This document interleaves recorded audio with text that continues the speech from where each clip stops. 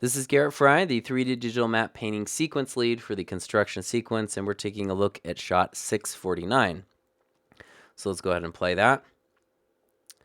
So in this shot, we're starting out low and we're tilting up here. We have some really fantastic stuff going on in the foreground, and this is actually a really good example if you're tackling some other shots to take a look at how this foreground material is treated and try to carry that over into some of your other shots. But primarily the area that we're concerned with here are these open areas right across here and little things back here.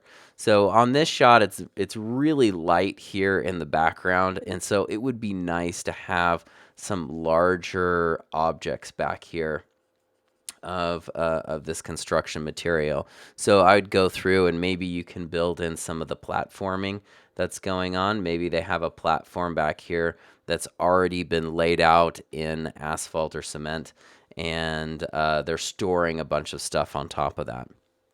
This stuff here can be quite interesting. You can see they're storing all of the big machinery here, and so having some things through here that would be appropriate for that, like little cones or little sawhorses or something like that throughout here.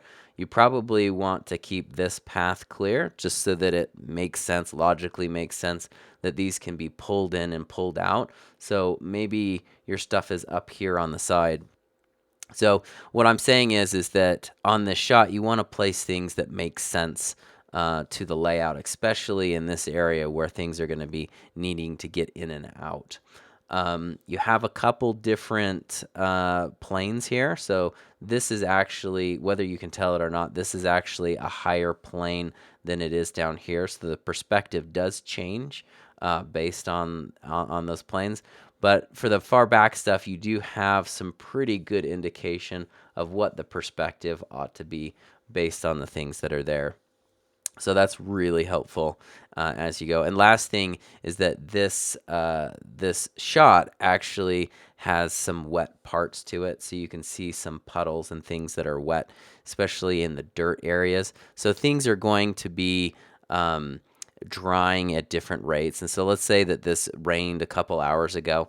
And so there are some dry things like this piece of machinery looks dry, but the ground that it's on is pretty wet. So when you are putting things inside the ground, then you got to put some dirt in there. You can see dirt up on these buckets here on that, and you can see some dirt all throughout. And so you're going to want to make your stuff kind of mucky and dirty and have maybe some specular highlight on it if it has some wetness to it.